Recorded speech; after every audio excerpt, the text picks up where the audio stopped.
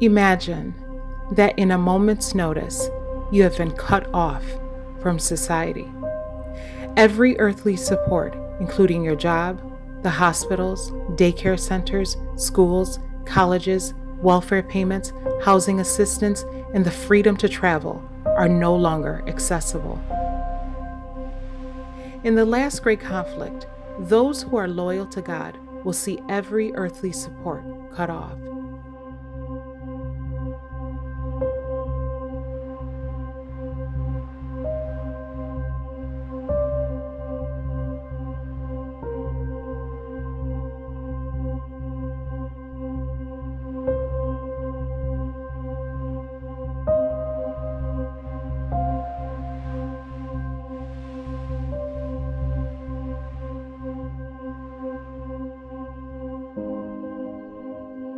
And that no man might buy or sell, save he that had the mark, or the name of the beast, or the number of his name.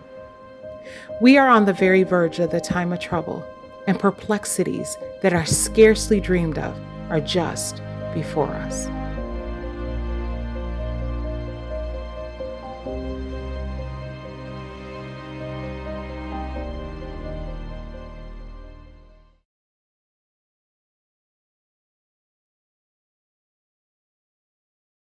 Polls suggest the majority of Canadians will, in fact, roll up their sleeves, but some will not.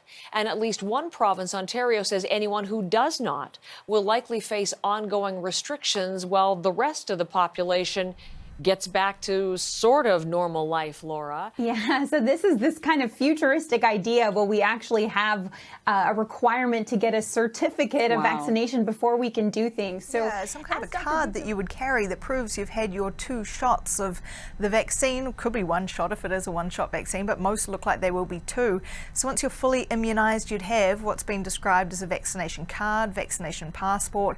You'd take it when you go to do things that you can't currently do. Once those businesses or places reopen.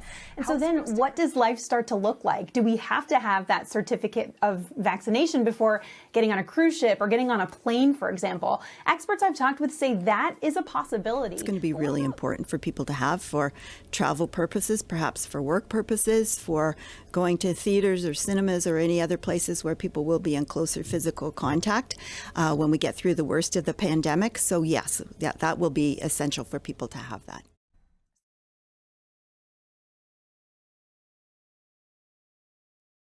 With the first COVID vaccine just weeks away in the U.S., this morning, questions swirling. Could businesses, schools, sporting events, or even airlines make you prove you've taken the shot? Airlines, businesses, and schools are going to be concerned about legal liability if anybody contracts COVID-19 on a plane or in a school or at a place of employment. Proof of the vaccine will be important in the new normal, used for admission to concerts, live sports, and other ticketed events, perhaps even flights.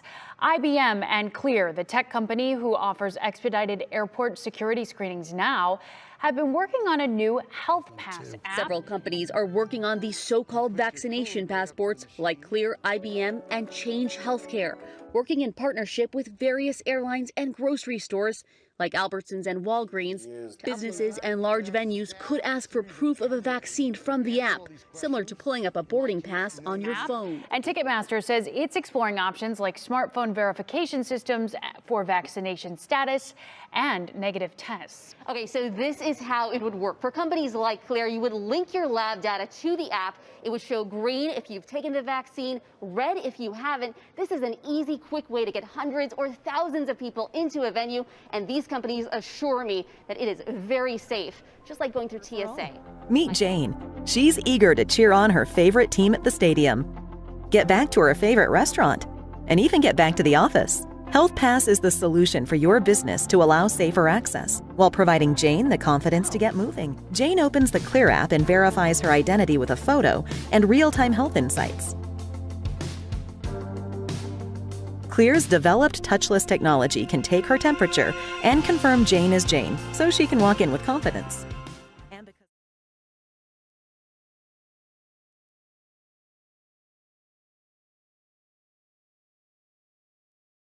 Overnight, one of the world's top airlines, Qantas, has announced all international passengers may soon be mandated to start getting the COVID-19 vaccination in order to fly. What we're looking at is how you can have a vaccination passport, an electronic version of it that certifies what the vaccine is it acceptable to the country. 5 global airlines signing on to what is known as a common pass, a digital health pass to certify that travelers are free of the coronavirus before boarding the flight.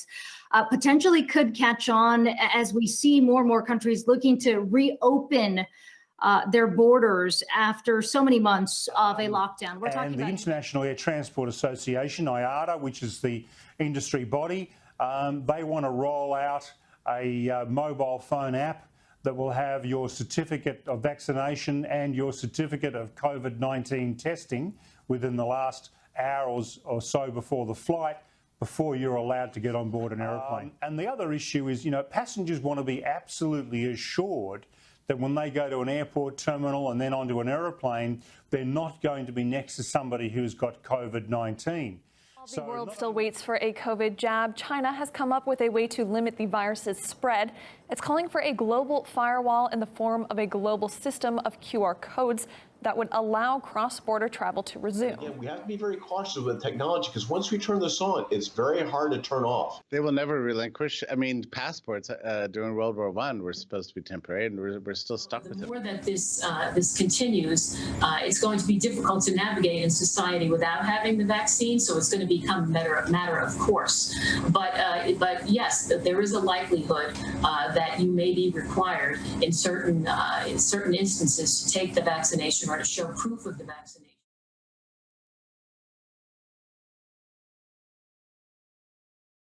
Here is that apparently this common pass, as they're calling it, would also be used at some point to provide proof of vaccination. I think that's going to be a more interesting mechanism, not just an airline boarding, but when you go back to the office to prove that you are vaccinated and safe relative to those who don't have that verification. As you mentioned, as you heard her mention there, jobs that could be a field such as healthcare, such as being a teacher. You might need to prove that you've been vaccinated because you have that contact with people, but it's not yet clear what power employers would have to require you to prove this. Across the country are weighing how they will structure their messaging when it comes to the COVID-19 vaccine and their workforce. A new CBS Money Watch article examines if your employer can force you to get vaccinated and just how much influence a company might have over an employee's decision. And this is interesting. So many people are already talking about this, and the big question everyone has, can employers require their employees to have the vaccine before coming back to work? And the answer to that question is generally speaking going to be yes. Because employers set the terms and conditions of employment, employers are going to be able to require that their employees get the vaccination. The Equal Employment Opportunity Commission already allows employers to require that their employees get the flu vaccine with an asterisk. They must, however, make exceptions for certain employees under the Americans with Disabilities Act and under Title VII of the Civil Rights Act. I think for a lot of people, hearing that you're going to have to get the vaccine to go to work is really concerning. There are already a huge allotment of people who are kind of against vaccines. Do you expect that we'll start to see lawsuits pushing back on this? Well, you never know. You never know. We do know that, in fact, that in certain sectors, for example, in the healthcare industry, flu vaccinations have already been mandated, and employees in those fields have been required and successfully required to take the vaccination in order to continue to work. So not mandatory to get the shot, but if you don't get it, you might be opting out of those.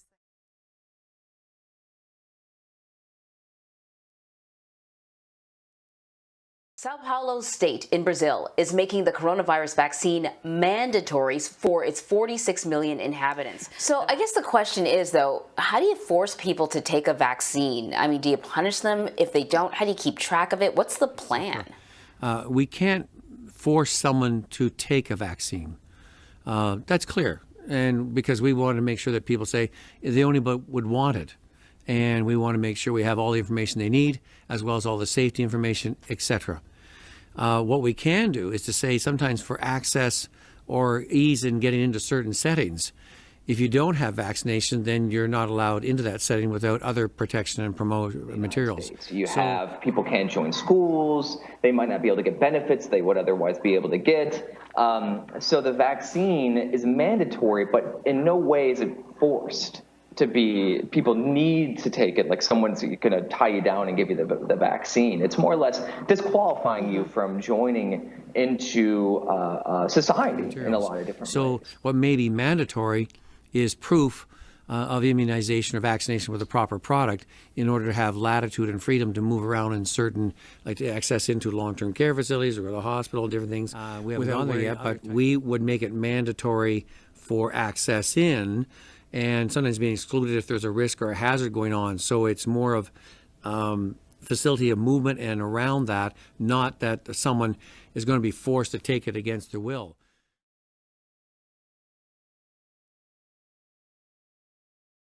But when I look at, for example, how you restart some businesses, how you restart international travel, I think people's disease status, for example, have they been tested? What is the result of that test?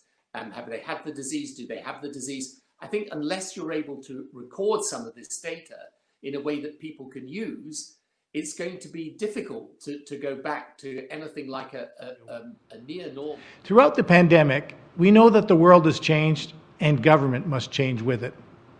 But change in government is not always easy. It often requires a will and a drive to enable that shift. That is why our government is seizing this moment to deliver government programs and services which meet the public's needs with unprecedented speed and convenience. Create a digital ID today that is much more easily protected, so you can deal with a lot of the privacy and surveillance issues that worry people.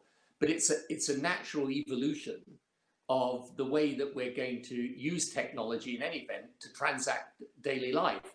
And this COVID crisis gives an additional reason for doing that. One of our signature projects in the action plan is a digital identity that can allow you to safely hold and use the personal information that's found on physical government IDs online, including driver's licenses, health cards, and birth certificates.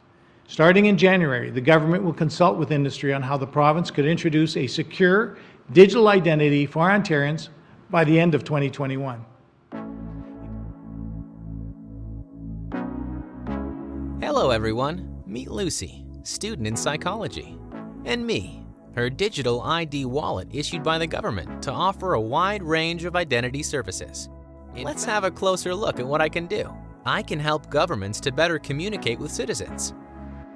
Right now, I'm reminding Lucy of the appointment she needs to schedule for her mandatory vaccination.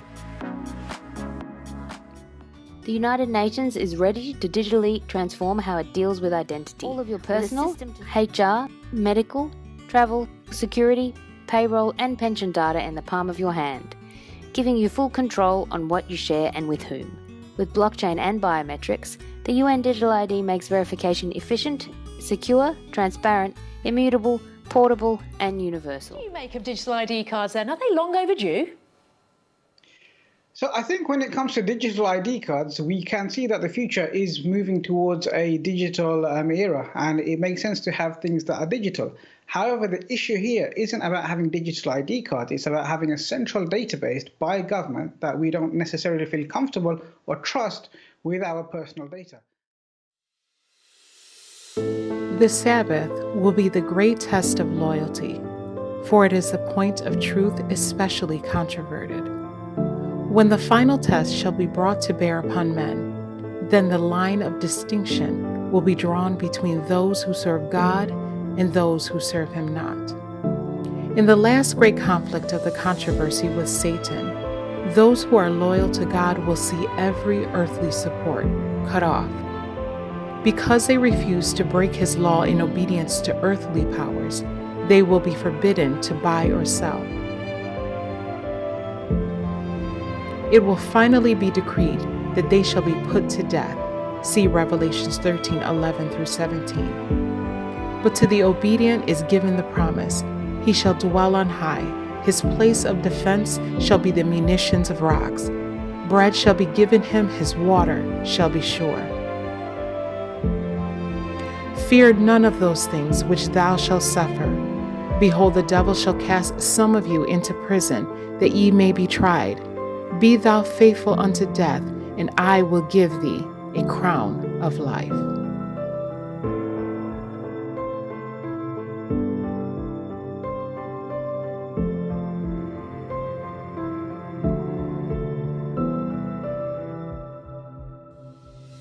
For more information on the topics discussed in this video, please visit our website at www.prophesyagain.org.